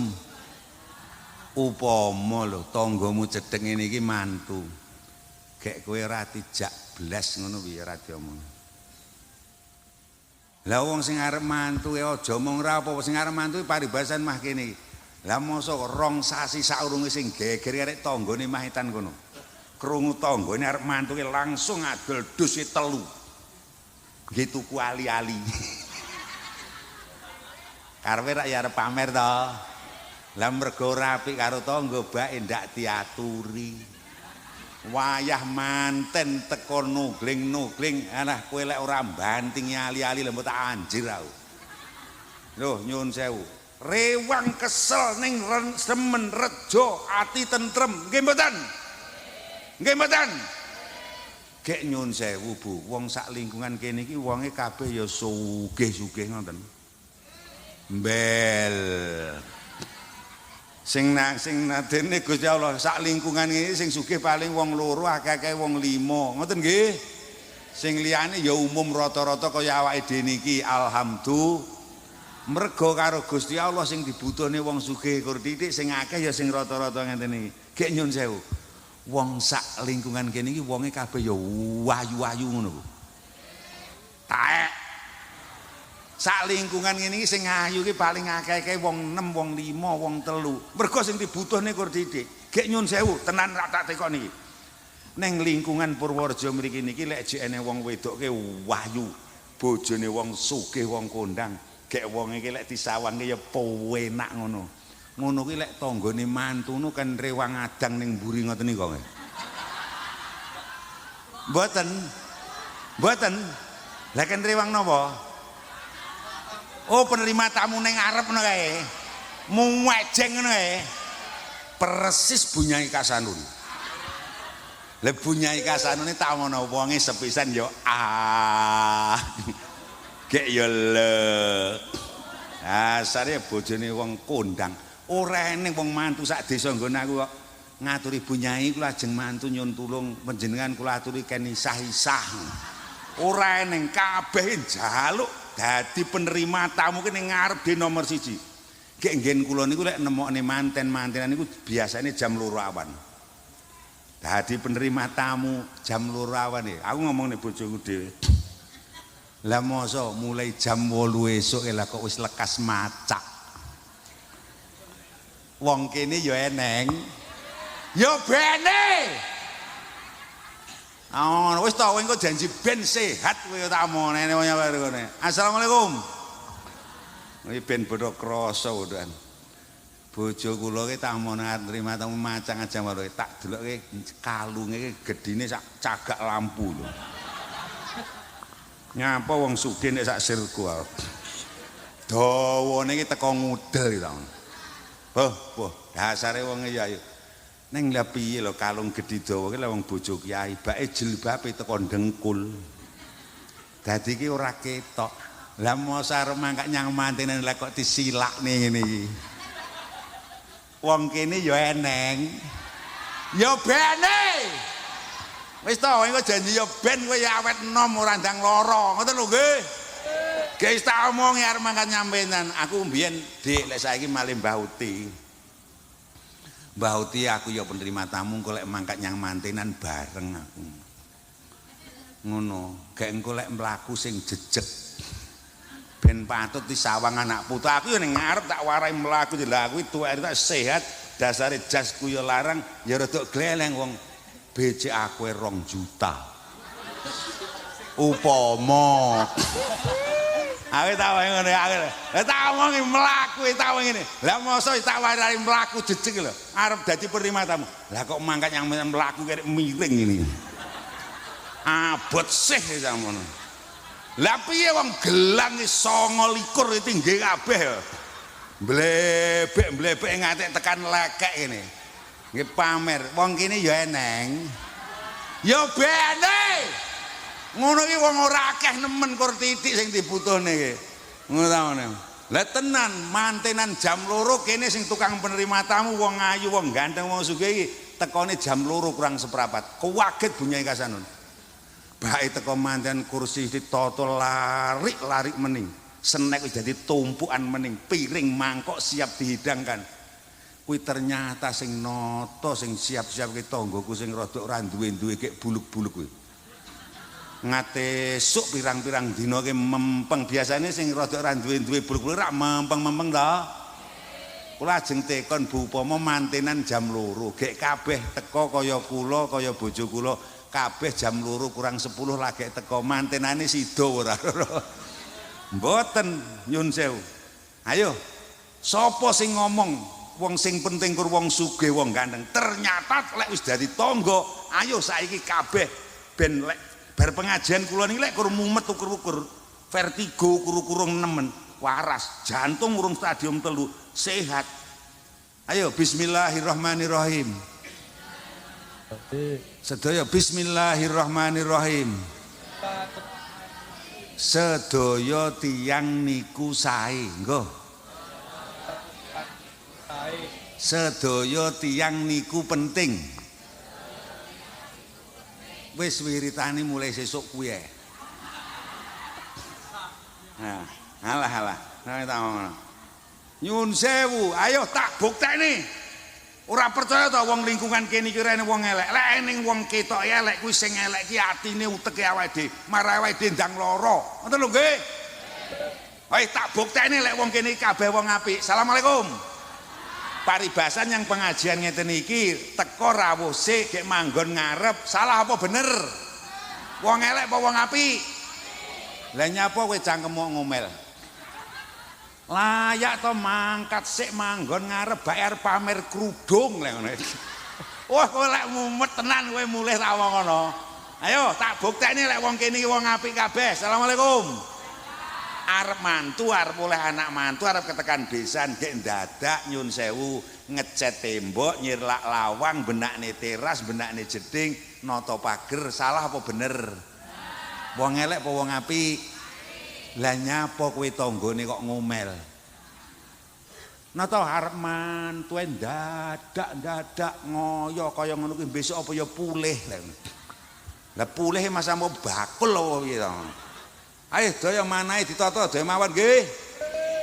arep riyaya dasare ndek dhuwit butuh dolan rono rene gek ndatak tuku montor Nmax anyar salah apa bener wong elek apa wong apik lah nyapa kowe tanggane nyente-nyente jajal yo mandak wesi arep nggih pamer ora melek aku lek ngono iki lah kae kok kletak jagange kae lho to ayo sedaya mawon manahe ditata nggih ayo muni bareng tiyang sae muni ngoten nggih sedaya tiyang niku sae Pak RT tiyang sae tangga kula sedaya tiyang sae mbah kami tuwa tiyang sae mbah lurah tiyang sedaya tiyang niku sae wis kuwi nggih wiritan niku mawon enenge wonge umur 50 ketok 70 janjingene wong pegel mare mumet ya ngono lho tak omong ngono ayo sedaya mawon sami rukun nggih muga-muga berkah amin Allahumma namo saya roh kursine tru wicik-wicik lek bunyi kasane lek kok wong wedoke ora iso ngempet pamer karo aku mantu kaya ngene iki Pak ngono mergo karo dudane ali-ali lek adol wedhus mangko ning kene ya ning wong wedoke lek ning mantenan gaene kur dudang-duding ngoten ya bene Assalamualaikum mantu kene iki lek ora tak tata ora tak pikir ora tak atur ora dadi ya tak getak ngono ora bener ning aku kan Kiai Wicaksana getak bojone nyun sewu lho Pak Lurah lek ning ngarepe wong akeh aja ngantek krungu wong liya lek ora dementi 1-3 minggu itu kok omah aku iki lek getak wong aku Kiai Wicaksana ning getak bojo kleru ya hus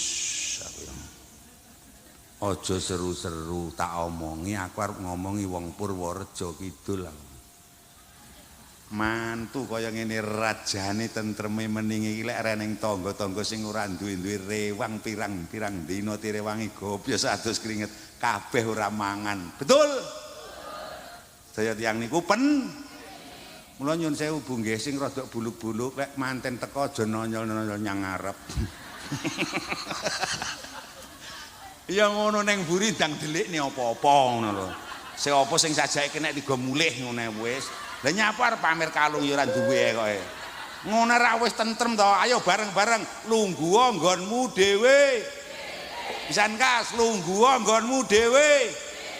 Insyaallah rejo tentrem rukun mawon nggih. Daya tiyang niku ora eneng wong ora penting, sedaya tiyang penting. Assalamualaikum. Kurang sedelut ratan halus penting napa mboten? Ratan halus penting mboten? Omah apik-apik rijik-rijik penting mboten? Kendaraan mening-mening motor mobil penting mboten? Sandangan wong wedok-wedok kuwi kalung gelang ali-ali gembremjeng penting mboten?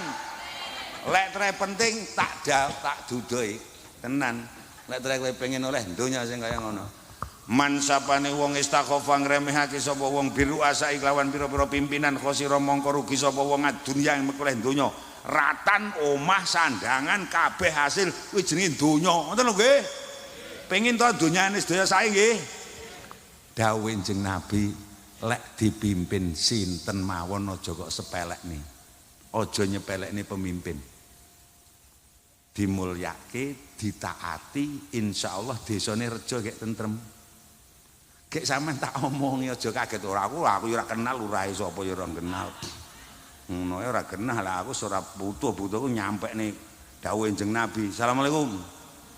Sedaya pengen donyane penak to? Golek rezeki gampang gek saiki mang dina iki mang pari garing wis 8 yu.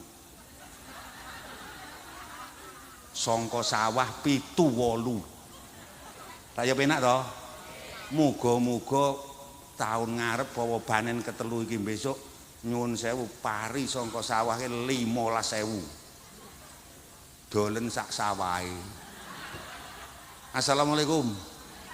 Lek tre pengin kene makmur gampang lemu golek ekonomi nata desa dipimpin sinten mawon wajib ditaati doe mawon nggih. Gek lek enten Quran kula tak matur pemimpin niku sing dhuwur dhewe jenenge ratu. Lek nang Indonesia Pak Prabowo ya aja kok uneni ae. Daya ditaati nggih. Nggih. Mergo marai MBG. Lah wong biyen urung dikeki bodho meneng rene ngopo-opo wis dikeki lek doyan ya panganan lek ora doyan guakan ngono. Cangkem aja ngomel ae ngono. Ngono tak omong itu mawon. Nggih. Nggih. Mandek bodho ora ragat arek meneng itu tampa ngono lho. Putuku ya ora doyan. Lah putuku lek mangan ki lawe wesi lho. Lah lek ora didepi HP apa dian nyekek ae. Ngono.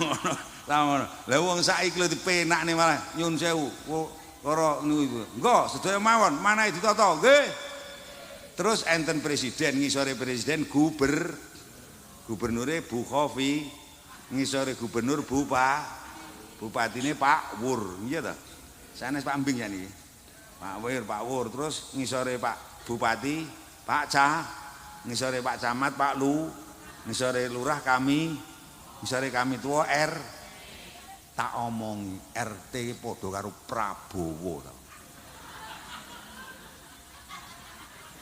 Wis kaya ngono ki.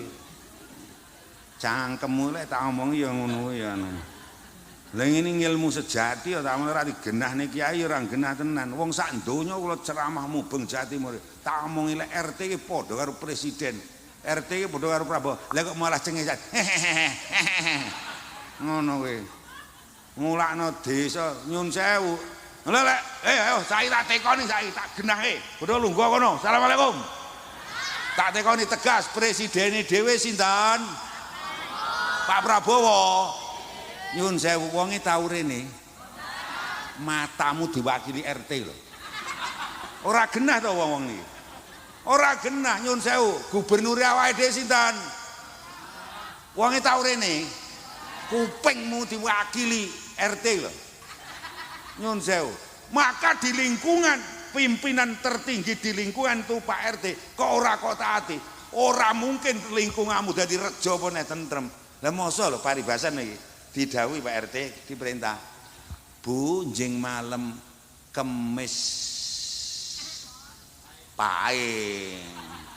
Ding malam Kemis Paing diaturi tindak pengajian bagi ajeng enten pengajian ropel kemerdikan kalih mulutan peh sing ngomongi RT ngetne ora nyepowel malah dhuwuran HP karo putune ning RT iki dasare ya pemimpin sejati watak Prabowo presiden wong sak RT nyun sewu ya sabar mawon pun nggih Bu nyun pamit lek nyauri yo ora eneng ning kene iku kangge paribasan masa RT niki wis mulih gek ora ketok lah kok paribasan wong wedok sing muni yo lah kok ngadeg cengkelah nyanyi RT kono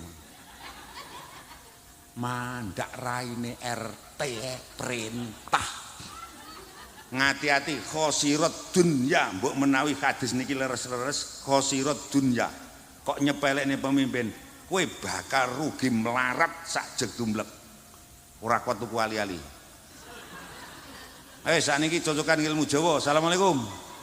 Assalamualaikum.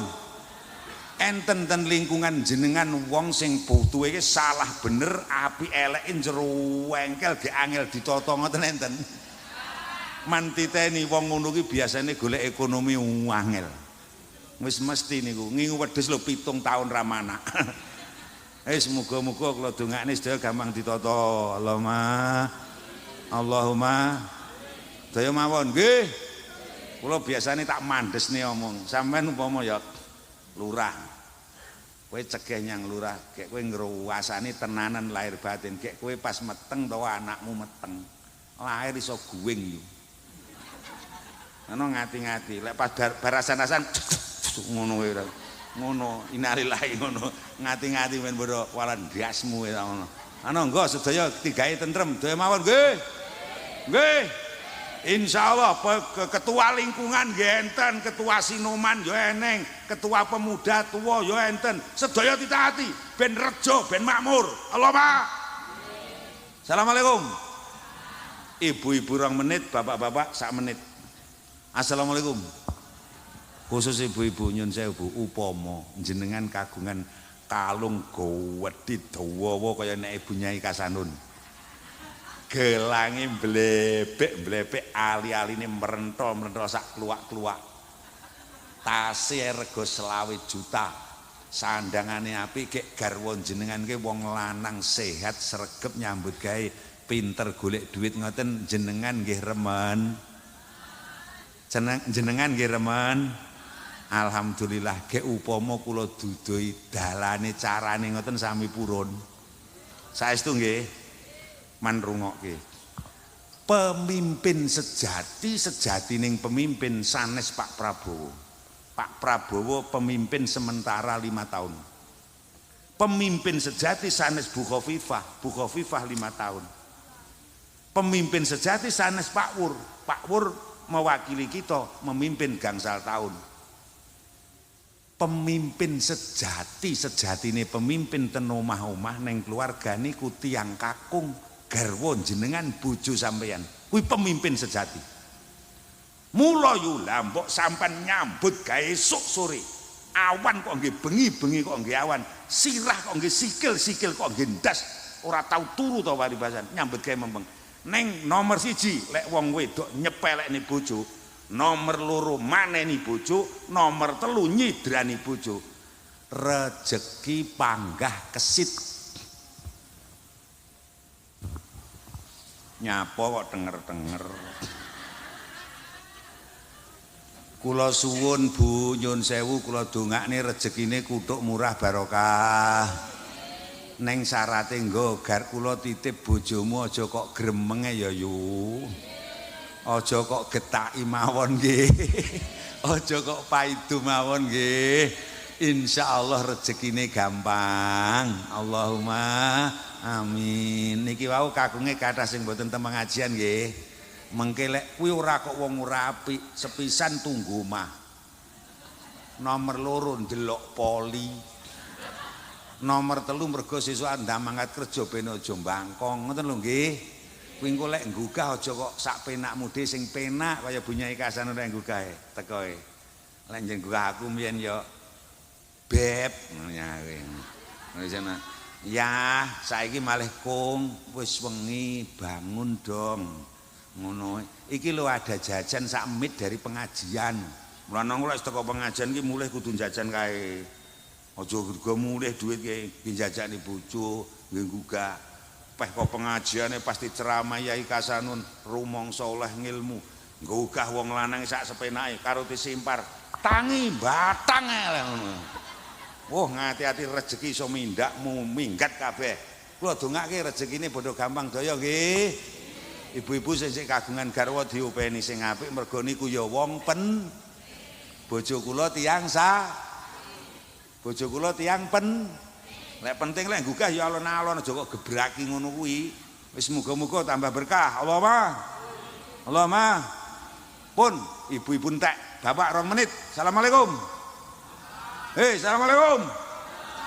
Ning dibolok wong lanang. Assalamualaikum. Pak Lurah, Pak Polisi, Mbah Ali Mustafa, sedaya mawon bolok wong lanang. Hasil penelitian menunjukkan wong lanang niku kepinginane ning urip niku renten 2. 1 pengin pinter golek duit iso nyambut gawe. Mergo ajine wong lanang lek iso nyambut gawe pinter golek duit. Betul?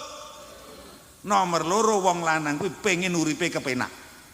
Kepenak piye iki tangi cekekal kopi nyepak teh nyepak nyun sewu kuwi lek wong lanang penginane wong lanang ngoten niku teko kok kerja nyun sewu panganan sego jangan lawuh nyepak lek arep lunga klambi wis siap resik setrikan lek arep turu kuntil guna apa jenenge guling spray kasur wis cemepak resik wong lanang senengane urip penak. Halo boloku wong lanang assalamualaikum. Assalamualaikum. Lek pengin sampean cita-citane kabul nyun sewu tekan tuwek urip panggah penak teko sak ayah-ayah teko ngomah wis sepanganan nyepak tangi cekekal kopi wis kan medul nyun sewu gek tekan tuwek panggah gampang lemu golek duit sehat ae kuncine kursi tok aja nyepelekne karo nglarani bojo. Wis ngono. Wis arep ngombe aku. Assalamualaikum. Ngendi eneng wong lanang uripe kepenak lan nyepelekne karo bojo. Dhewe mawon nggih. Lek sita wong lanang arep ngaku warok Ponorogo. brengose sak kelut sisih. Jenggote kena nggih nyencang sapi kurban. Kondangin jagat itan jagat ngulon ngilmune sondo langit donyane separone desa Purworejo taek. Wong lanang iki lek wis ra diopeni bojo kepleh. Kaya manuk drekuku brondol lho. Ayo keluarga sedaya sami dijaga mawon nggih. Nggih. Insyaallah awake dhewe uripe merdika, makmur lahir batin. Allahumma nggo keluargane sami dijaga dhewe mawon nggih. Nggih. Pokok bapak ibu rukun sae apik insyaallah sembarange sak anak putu kabeh desa dadi apik. Allahumma enenge desa geger ora makmur mergo bapak ibu mboten sae, mboten rukun kalih garwa. Setuju napa mboten? Mugi-mugi awake dhewe iso ngopeni keluargane kanthi sak sae-saenipun. Allahumma niki dawuh Kanjeng Nabi man sapane wong man sapa wong lanang istakhofa ngremehake sapa wong lanang bi ahli kelawan keluargane khosira mongko rugi sapa wong lanang tibal aising mekoleh enake wong urip ning alam donya wal maisati lan golek duit ekonomi pengupa jiwa. Wong lanang kok urip lah kula niki kan lek ning YIN dikai gelar dosen yang paling ahli dalam ilmu bahasa Arab. Enggak omongi we ahlun iki artine keluarga, Pak. Keluarga dalam bahasa Inggrisnya family. Niku enten sinonimnya banyak persamaannya. Ahlun kuwi artine keluarga, usratun kuwi artinya ya keluarga, ailatun artinya ya keluarga, alun artinya ya keluarga. Itu tadi ada mahasiswa saya. Kuwi artine neng lek enten kitab tembung ahlun iki ora diarteni alun, usratun, ailatun mboten. Dalam kurung zaujatun. Zaujatun artinya wife, garwa putri. Lana wong lanang kok nyepelek nih bojo sepisan uripmu ora bakal kepenak. Nomor loro kangelan nemu golek duit. Unak-unuk memang lana ya. Muga-muga uripe padha kepenak. Allahumma ora percaya wong lanang iki iso nyambet gawe iso sugih iso ngojarno tak tekoni mbiyen saurunge rabi padha gablek apa. Ora ndi napa-napa ning mergo awake dhewe sabar, Pak. Karo Gusti Allah dititipi kombang wangwung iki. Ora kombang wangwung to Ibu Dani. Ning omah gene gremeng, awake dhewe sabar, awake dhewe penak uripe. Ngono. Lah aku ya duwe lho ngono kuwi ning omah. Jabang bayi, lah sok-sok mandak kleru gua utusne sungi utuh ra meneng. Ning aku ya panggah sabar ae dul. Kene sabar ae ning aku ya penak teko ini sembarang. Kopi nyepak alhamdulillah mangkat ngaji sembarang itu gancantol ning mobil arek ngengge teko ngomahe turu kasur gule ya penak alhamdulillah ya sregep nyambut gawe dul. Tekan tuwek ngene ya kopen ae nek ngejipne anak-anak minggat kabeh ngene. Ngono lho, Mbak. Ayo saya mawon nggih. Terakhir saya memberikan kuis sing iso jawab tak kei 1 juta. Mergo aku ora nggo duit mengko ya tak jalukne lurahe ya ngono. Assalamualaikum. Assalamualaikum. Coba diberi tema judul saya ngaji malam ini. Jutake akeh lho, kerejo tandur pirang puluh esuk tak mono. Ora eneng, tak jawab dhewe. Mergo ora eneng alhamdulillah 1 juta tak kasak dhewe. Malam hari ini saya membumikan nilai-nilai Pancasila di Purworejo. Tepuk tangan untuk Yai Kasanun. Ora sengaja ya saya tatar Pancasila sampean. Pancasila, sila pertama napa? Nyun sewu sing penting agama pokoke so. Sampun ngasonten ketuhanan yang maha. Yang nomor 2 ayo bareng kemanusiaan. Kowe iki aja ngomong dadi menungso apa neh adil apa ono beradab. Lek ora pertama ndak kok kenalkan ngilmu, ora dikeki tata krama karo wong tuwa-tuwa. Kula tekok ngilmu penting mboten? Pak Ustadz, Pak Yai penting napa mboten? Wong sepuh-sepuh penting mboten? Itu pengamalan sila yang kedua. Lek kowe pengen dadi menungso sejati, dadi manungsa sing adil dengan ngilmu, nuwun sewu, dan beradab dengan tata krama. Demawon nggih. Sinten sing mulang niku sampean munduk-munduk ning arep tiang sepuh lan kiai lan guru dhewe mawon nggih. Yang ketiga bareng persatuan. Lah kene kuwi nyapa rasa mikir teko irian rasa teko Aceh. Kuwi rukun wong sak RT, wong sak lingkungan kene mening kok. Persatuan Purworejo ini bodho rukun sedaya. Nggih. Hei, tangga penting napa mboten? Sedaya tiyang niku sae, sedaya tiyang niku pen ora krasa Pak iki penatar nasional. Nah, yang keempat kerak yo. Oleh hikmat kebijaksanaan wong sak RT gini ora usah kakean cangkem, cukup diwakili RT. Wong sak kami tuan kene iki cukup diwakili kami tuwa. Karena itu usulan dari kepala pimpinan sampean bojo, usul ngene RT, musyawarah RT, usul ngene kami tuwa jadi musdes, musdes jadi DPR, jadi tekan pusat kono. Ngoten lho nggih. Oi. Diomongi kerakyatan yang dipimpin oleh hikmat. Ya toh? Dalam permusyawaratan wakil ora usah wong sak RT ngruduk akan cangkem kabeh, cukup sing mimpin pemimpin. Nggih. Pun ngene wong wedok iki lek ene wong ngomong-omongan wong lanang aja nanya-nanya cangkemmu. Ngene lho Pak, ngene lho Pak, wis meneng ngono ae melok ngono ae. Ngerti ora diomongi iki? Assalamualaikum, yang terakhir keadilan ayo.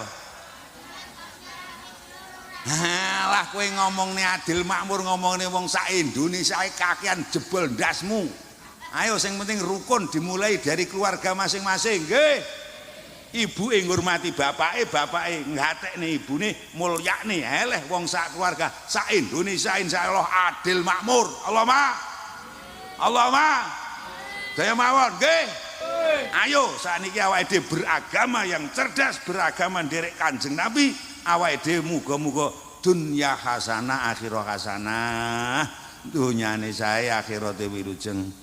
Mugi-mugi para rawuh sedaya kridaning menungso tan kuwasa bedah petaning Gusti masya obah kaya mibra kaya manuk branjangan kopat kapita kaya buntute ula tapak angin tanpa takdiripun Gusti Allah kita mboten saged napa-napa. Sing penting ngathah-ngathahaken donga nyuwun pitedah dumateng Gusti Allah nggih. Bismillahirrahmanirrahim. Wa in kuntalan lamun ana sapa sira iku fi hajatin ing dalem pira-pira kebutuhan au qasden utawa sejo kabirin kang gedhe wangadimin lan kang agung Fakrok mongko becik maca sira Fatihatul Kitab ing Fatihah kitab Al-Qur'an.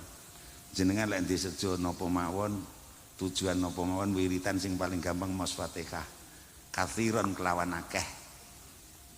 Akeh ki pira ya 3, 7, 21, 49, 77, 99. Sakarepmu basa ijazah paham ya karep-karepmu. Wa idza wasalta lan namun tumeka sapa sira ilayati maring ayat iya kana mung panjenengan nak butuh kula nyembah. Wa iya kala nemu panjenengan nasta'inu kula nyutulung fakarin mongko bulan-bulan sapa sira salasan ing ping 3 ambalan. Nggih wirid niku ora nggih salat. Lek teko iya kana butuh wa iya kana nasta'in di bulan-bulan ping 3. Iya kana butuh wa iya kana nasta'in, iya kana butuh wa iya kana nasta'in, iya kana butuh wa iya kana nasta'in. Wan wi fi hajatika wa qasdika karo niat apa sing kok karepke. Contone Duh Gusti anak kula pun gedhi pun wayahe omah-omah dereng enten sing nekokke. Kula panjenengan paringi anak mantu sing sholih sholihah ngono karo batin ngoten. Insyaallah pokok tenanan dilut engkas mantu. Allahumma timbang yang buritan gembrengeng delok kewan delok tanduran maos Fatihah. Ngoten lho nyun sewu tanggamu nesu aja kok lawan Fatihah ana. Insyaallah apik dhewe. Allahumma wis enten gonjang-ganjing napa mawon. Lah engko bengi dimulai salat hajat 2 rakaat, salat tahajud 2 rakaat, maca Fatihah sak kuwate. Kuwate ping 3 ya ping 3, kuwate ping 7 ya ping 7. Mun insyaallah pinaringan wilujeng. Allahumma kula hasanun Pak Lurah ngayuh sepuh saking semangate sok kula manut matur bengok kasar ora nek tujuan apa-apa. Tujuan kula jenengan ben aja ngantuk. Ngoten nggih. Ning ya sok-sok ya nartoni manah jenengan. Sing penting kula njaluk ngapura mawon nggih. Ridhaan lillah wa li syafaati Rasulillah li hajatina wa hajatikum. Al-Fatihah. A'udzu billahi minasyaitonir rajim. Bismillahirrahmanirrahim. Alhamdulillahi rabbil alamin arrahmanir rahim maliki yaumiddin. Iyyaka na'budu wa iyyaka nasta'in. Ihdinas siratal mustaqim. Siratal ladzina an'amta 'alaihim ghairil maghdubi 'alaihim waladdallin. Amin. Masya Allah pas jam 11. Allahumma sholli ala sayyidina Muhammad wa ala ali sayyidina Muhammad. sayyidil awwalin wal akhirin wa sallim wa radiyallahu ta'ala an kulli sahabati rasulillahi ajma'in walhamdulillahi rabbil alamin.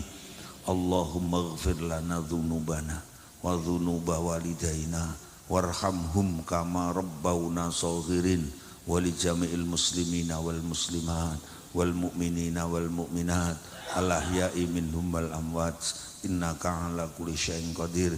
Ya Allah, ij'alna wa auladana wa dzurriyyatana wa jama'atana min ahlil ilmi wa ahlil amali wa ahlil khair wa la taj'alna wa iyyahum min ahli syarri wal kasali wad dhair. Ya Allah, tawil a'marana wa sahih ajsadana ahsin a'malana wa wasi' arzaqana ilal khairi qarribna wa anis syarri ba'idna. Kula dongake cukup kepara sugih jenengan aminaken sing ikhlas. Allahumma aghnina bi fadlika, Allahumma aghnina bi karamika, Allahumma aghnina bi judika, ya Ghaniyu ya Hamid ya Rahman ya Rahim. Salimna salimna salimna salimna salimna salimna salimna ya Allah min afati bala'i fitnatid dunya wa adzabil akhirah. Allahumma khtim lana bil iman wa bil islam wa bis sa'adah wa bi husnil khotimah. Rabbana atina fid dunya hasanah wa fil akhirati hasanah wa qina adzabannar. Subhana rabbika rabbil izzati amma yasifun wa salamun alal mursalin walhamdulillahi rabbil alamin. Allahumma sholli ala sayyidina Muhammad, Allahumma sholli wa sallim wa barik ala sayyidina Muhammad. Ihdinas siratal mustaqim wallahul muwafiq ila aqwamit thoriq wal afu minkum. Wassalamu alaikum warahmatullahi wabarakatuh.